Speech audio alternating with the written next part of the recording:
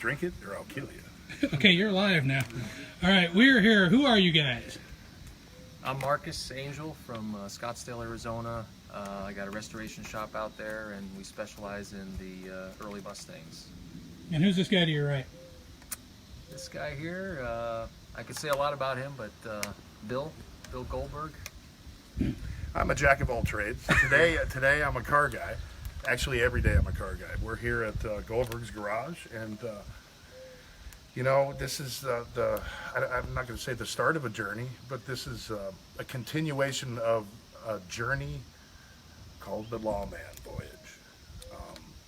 We're picking it up today. That voyage started when I was wrestling in Japan, and Mr. Bob Johnson called me from Barrett Jackson and said they're pulling this car called the Lawman across the stage. And the next thing you know, it's in Goldberg's garage, and the next thing you know, it's history.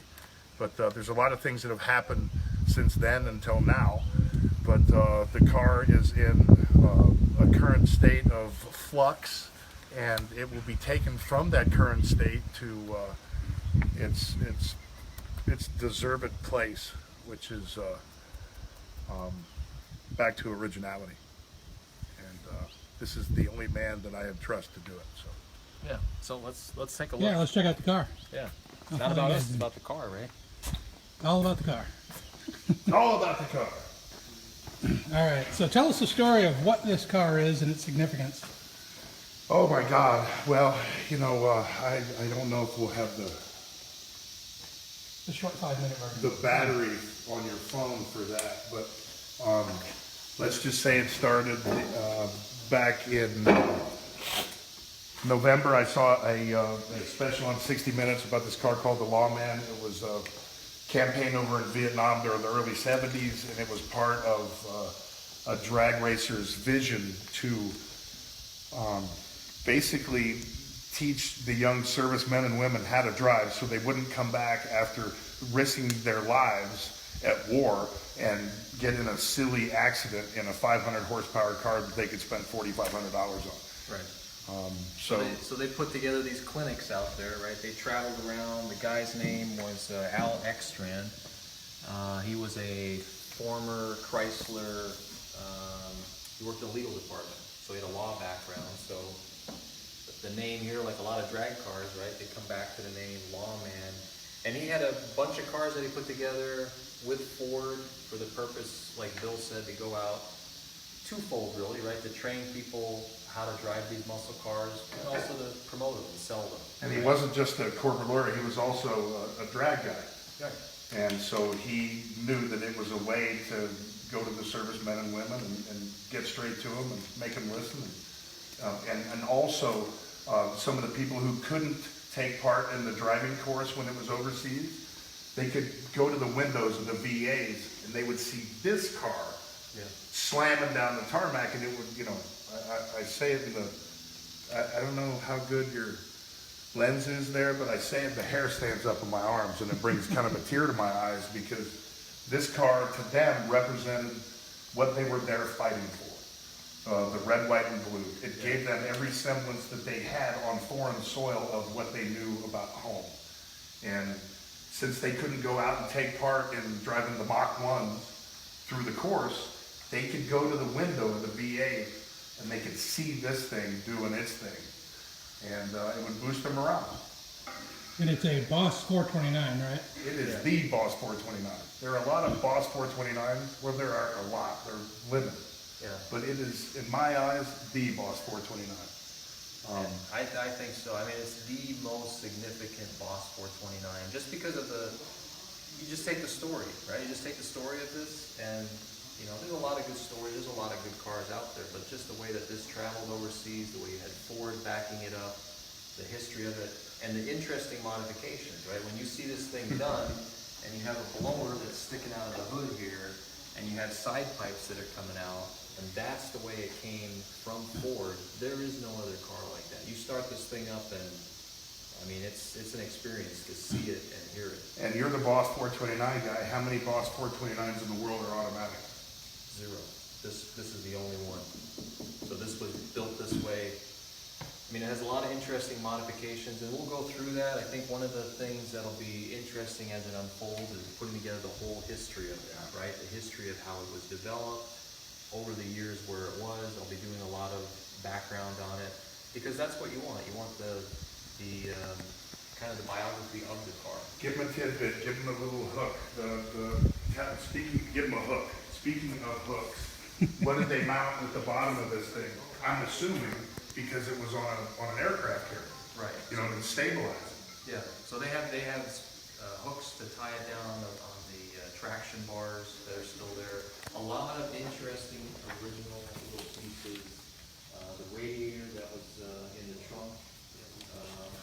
Obviously, you don't normally see that on a Boss 429. The roll cage. Parachute. The parachute. I mean, the parachute is awesome. Seeing that on the back. And this is our engine compartment, which the engine, we're going to do some stuff too. Tell us about the engine again, some of the details. Well, it's a blown Boss 429. So as far as what you see here, I mean, you see a standard Boss 429 motor that they then took and reworked to have this thing, and it's run pretty darn good. I mean, Ran 869, I think it was the best time for it, or something like that. Well, that's pretty impressive. Who knows? But Right. Coletta had something to do with it back with Carcraft in the day. And, Yeah. you know, there's a lot of. This car represents a lot of things to a lot of people. It represents something to you. It represents something to me. Yeah. What's cool? What's really cool is knowing is finding that path of what they modified, how they modified the car, why they modified it, the story behind that. Right. You know, these guys, this was as old school as it got. You know, they did stuff for reason and reason only back in the day, and I think each part of each trail we go down history-wise is going to be more interesting than the next. Yeah. And so you're picking it up now, Marcus, right, and taking it back to your shop in Scottsdale Yeah. to do a full restoration. And there's a police procession leading and following him until he pulls into his shop. Yeah. There will be aircraft coverage.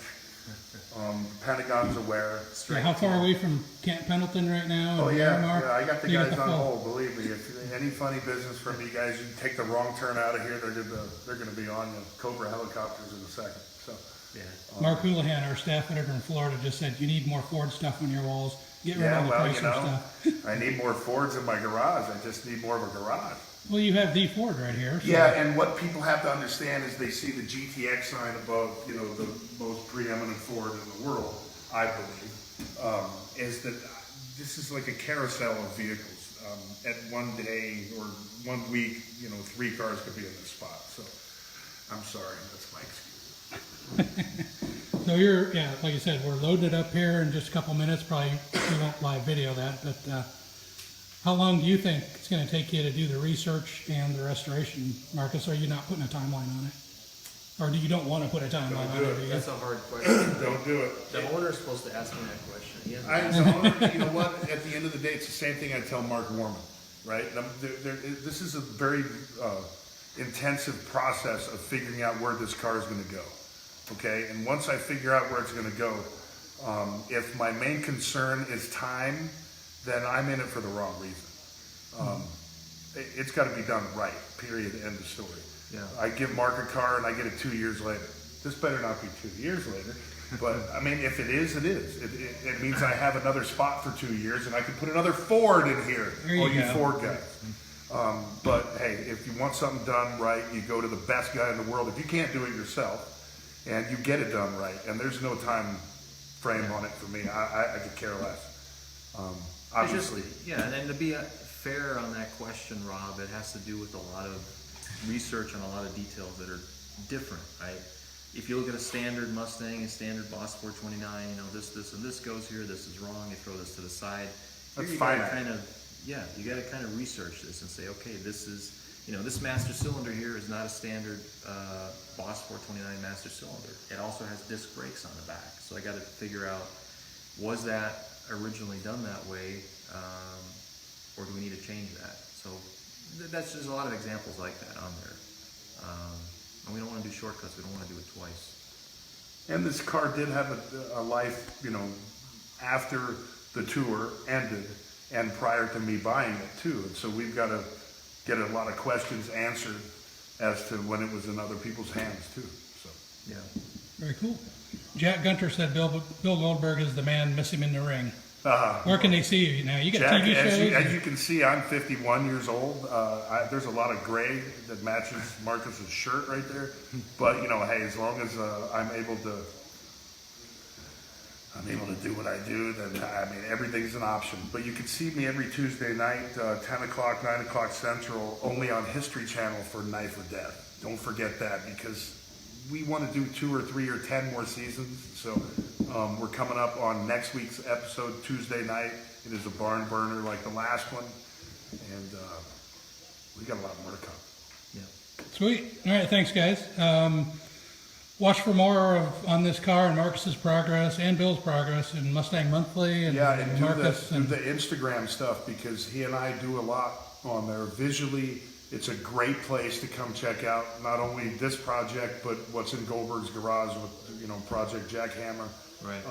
And what are those addresses? Angel Restorations on Instagram.